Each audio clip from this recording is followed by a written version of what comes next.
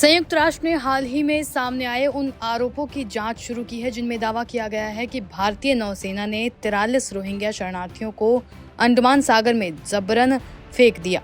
इन शरणार्थियों को कथित तौर पर दिल्ली से हिरासत में लिया गया और म्यांमार की समुद्री सीमा के पास अंतर्राष्ट्रीय जल में छोड़ दिया गया। इस बीच भारत के सर्वोच्च न्यायालय ने इस मामले में दायर एक याचिका को खूबसूरती से गढ़ी गई कहानी करार देते हुए सबूतों के अभाव में खारिज कर दिया। हालांकि संयुक्त राष्ट्र ने इस पर 15 मई को एक बयान जारी कर कहा कि वो इन अस्वीकार्य और अमानवीय कृत्यों की जांच के लिए एक विशेषज्ञ नियुक्त कर रहे हैं। म्यांमार मानवाधिकार स्थिति पर यूएन के विशेष दूत टॉम एंड्रयूज को नियुक्त किया गया है। इस मामले पर उन्होंने कहा, रोहिंग्या शरणार्थियों को नौसेना के जहाजों से समुद्र में फेंकने का विचार पूरी तरह से अपमानजनक है। एंड्रयूज ने भारत सरकार से इस घटना का पूरा ब्यौरा देने और रोहिंग्या शरणार्थियों के साथ कथित अमानवीय व्यवहार को रोकने की मांग की है। एंड्रयूज ने यह भी कहा कि म्यांमार में रोहिंग्या को हिंसा, उत्पीड़न और गंभीर मानवाधिकार उल्लंघनों का खतरा है, इसलिए उनकी जबरन वापसी अंतर्राष्ट्रीय कानून के सिद्धांत नॉन फिट रिफाउलमेंट का उल्लंघन है।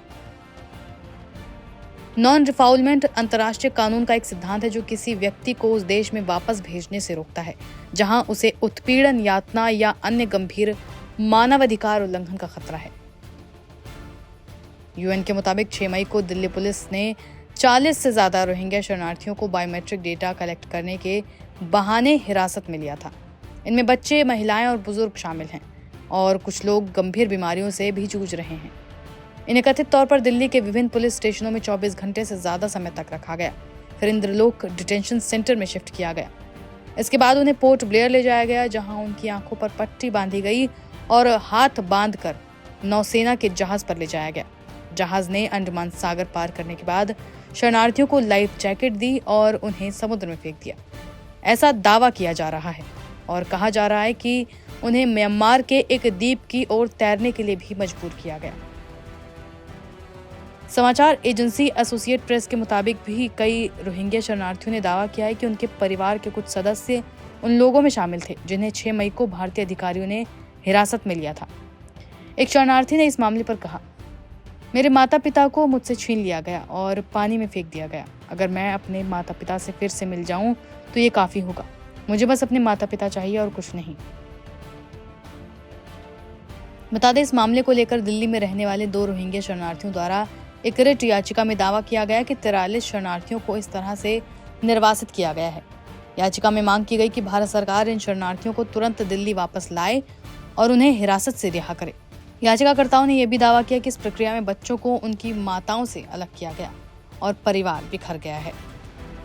हालांकि 16 मई को जस्टिस सूर्यकांत और जस्टिस एन कोटेश्वर सिंह की सुप्रीम कोर्ट की पीठ ने इस याचिका पर संदेह जताया था। जस्टिस कांत ने याचिका को खूबसूरती से गढ़ी गई कहानी करार देते हुए कहा, हर दिन आप एक नई कहानी लेकर आते हैं। इन आरोपों को साबित करने के लिए कोई ठोस मटेरियल नहीं है। कोर्ट ने याचिकाकर्ताओं से पूछा कि दिल्ली में बैठे याचिकाकर्ता को अंडमान तट से समुद्र में फेंके जाने की जानकारी कैसे मिली। इस पर याचिकाकर्ताओं के वकील वरिष्ठ अधिवक्ता कोलिन गोंजाल्विस ने सबूत के तौर पर म्यांमार तटों से रिपोर्ट और ऑडियो रिकॉर्डिंग पेश करने की बात कही है। इस पर जस्टिस कांत ने कहा, ऐसी सामग्री पेश तो की जा सकती है, लेकिन विदेशी रिपोर्ट्स भारत की संप्रभुता को चुनौती नहीं दे सकती। इस मामले पर जस्टिस सूर्यकांत ने यह भी कहा कि जब देश मुश्किल दौर से गुजर रहा हो तो आप काल्पनिक विचार सामने लाते हैं। कोर्ट ने याचिका को अन्य लंबित रोहिंग्या मामलों के साथ जोड़ दिया है और अगली सुनवाई 31 जुलाई 2025 के लिए निर्धारित की गई है।